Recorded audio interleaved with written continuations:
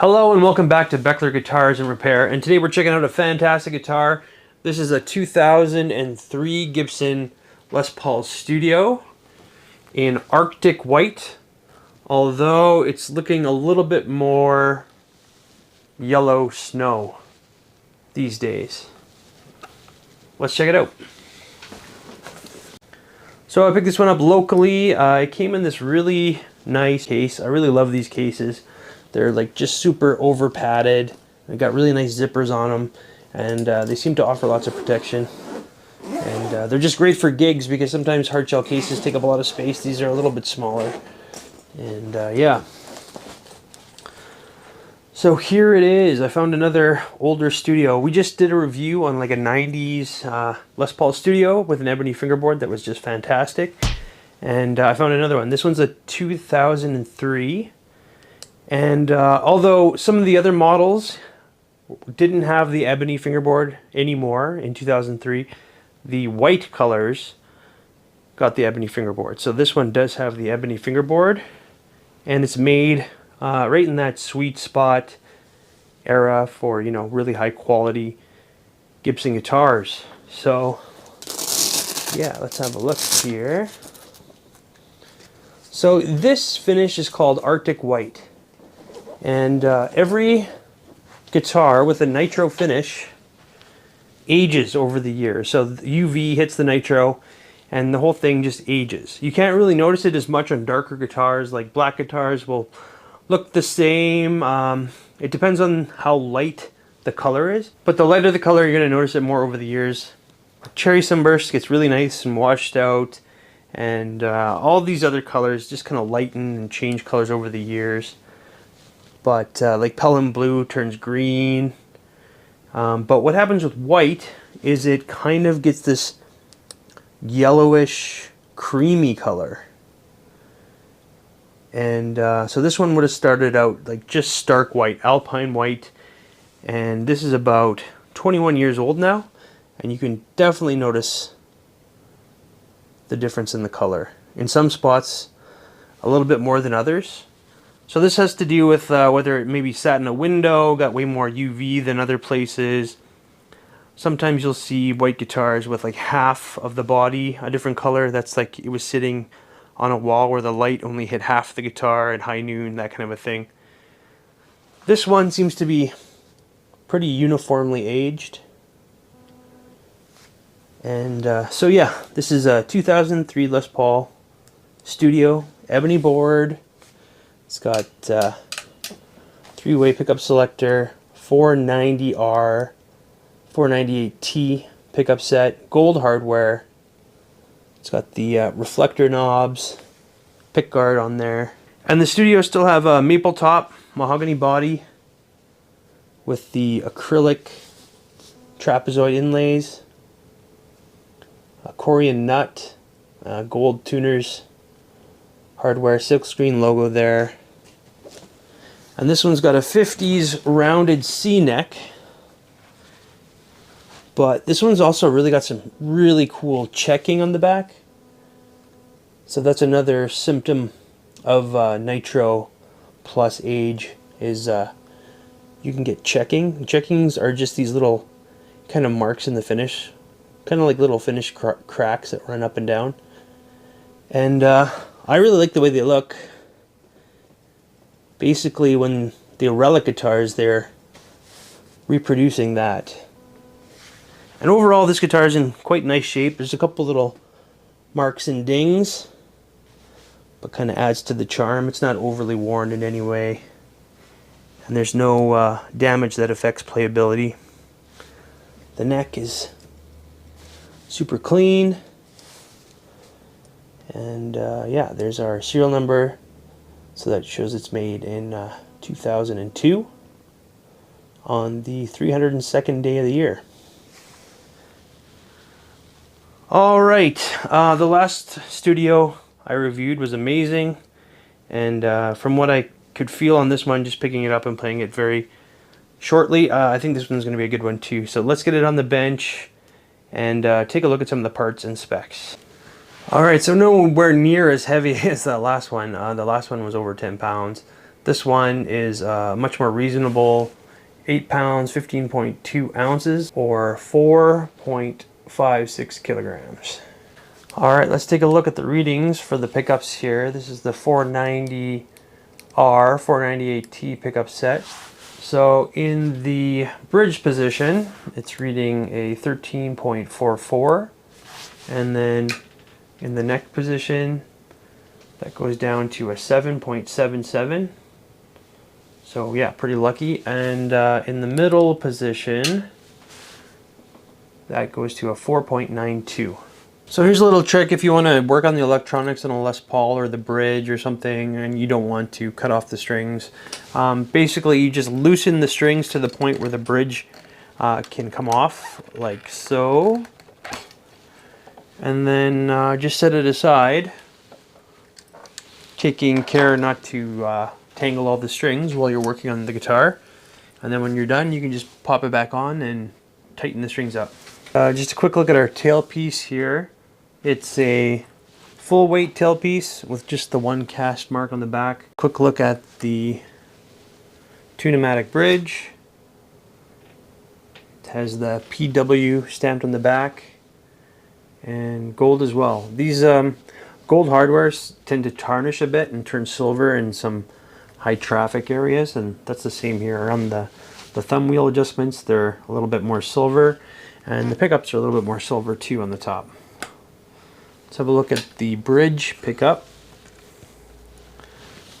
So there's a look at our 498T pickup, and it's just got the Gibson branding on there. It's stamped into the back of the pickup with the gold screws and the braided wire.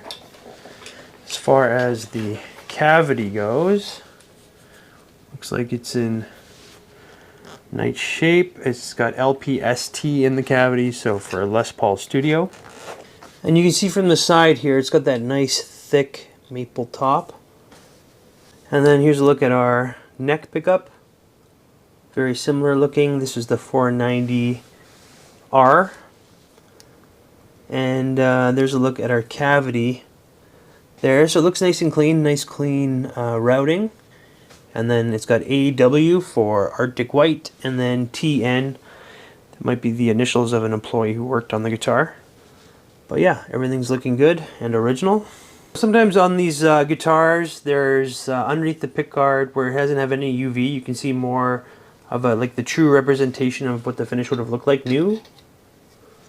But not the case on this one. Actually, you can kind of see an outline where it might be slightly darker than the rest of the guitar. And that might be due to the off-gassing of the plastic slightly on the finish.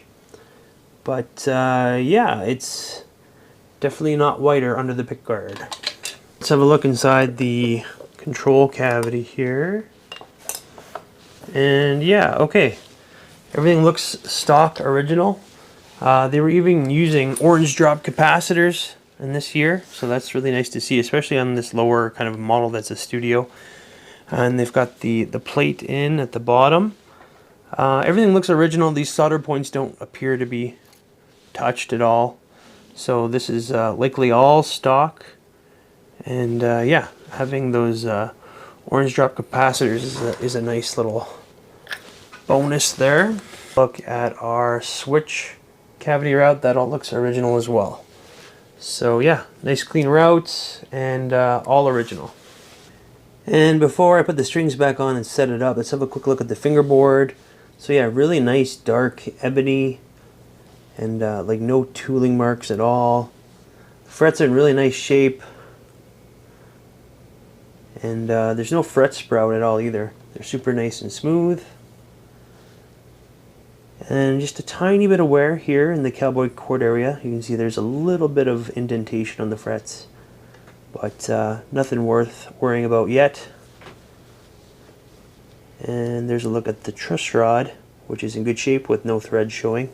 So lots of room for adjustability. Yeah, I'm going to get this thing strung back up and set up and intonated, and then we can check the overall condition and the setup. Alright, quick look at condition here. Headstock's in really nice shape. No scratches, gouges, or dings. And we saw before the truss rod and the neck are in good condition. And the fingerboard. The body is in nice shape, aside from the yellowing. If you hold it up to the light, you can see some scuffs in the finish, like surface level stuff, scratches. A little bit of a ding there. You can see a couple more gloss cracks on the top here. And as far as originality goes, everything seems to be original except for the knobs. These are reflector knobs, but they match the guitar really well. I like the way that looks. And the strap buttons have been replaced with these lockers. But yeah, the top is pretty uniformly snow yellow, kind of that cream color. But you can notice it is a little bit more prominent in a few different areas. And have a quick look at the back here. In the back you got lots of that checking. And just a couple of small little dings and stuff in the back. But pretty minor stuff. And it fits the aesthetic. And the neck, also a couple little gloss checking marks you can see, but no gouges or dings in the neck.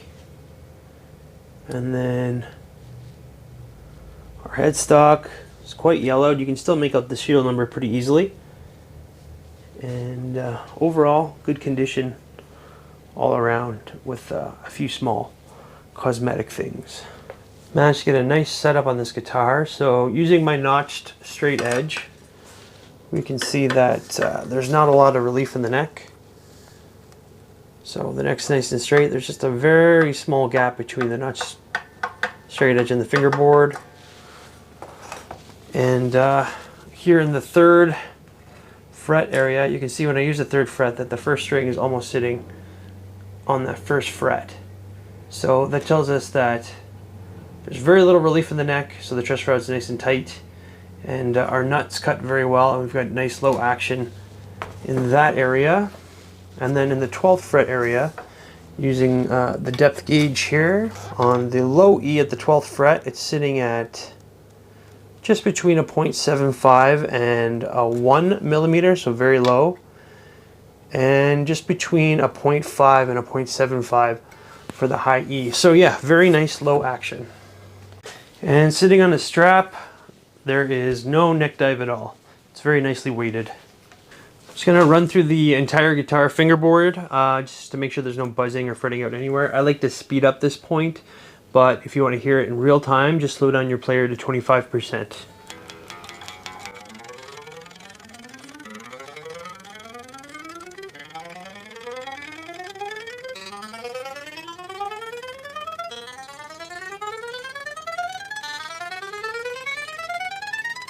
So yeah, very nice low action with no fretting or buzzing out anywhere. I really like my guitars with low action, and it's kind of rare for a guitar to be able to get this low without, you know, additional fretwork. So that's great. This is very well done in terms of fretwork. And the neck feels very comfortable, not quite as big as some of the 50s rounded I've felt, but still quite nice. Let's go ahead and get some neck specs. Width of the nut is 1.68 or a 42.75 millimeters. At the 12th fret, that's a 51.69 millimeters or a 2.035 inches. Width at the 1st fret is a 0.827 or 21 millimeters. And at the 12th fret, that is a 24.8 millimeters or a 0.97 inches. So just comparing this neck to my last studio, this one's a little bit smaller. My last studio had a neck depth of 0.856 and this one's 0.83, and the 12th fret was 1.01, this one's 0.97. So this is about a 0.3 inches thinner than the other 50s neck I had. And here's a look at the neck profile. So yeah, just a nice rounded C-shaped neck. And it feels good. It doesn't feel too thin, but it doesn't feel too big either. It honestly kind of feels like in between like a 50s and a 60s, but just a little bit on the bigger side. So yeah, it feels really good.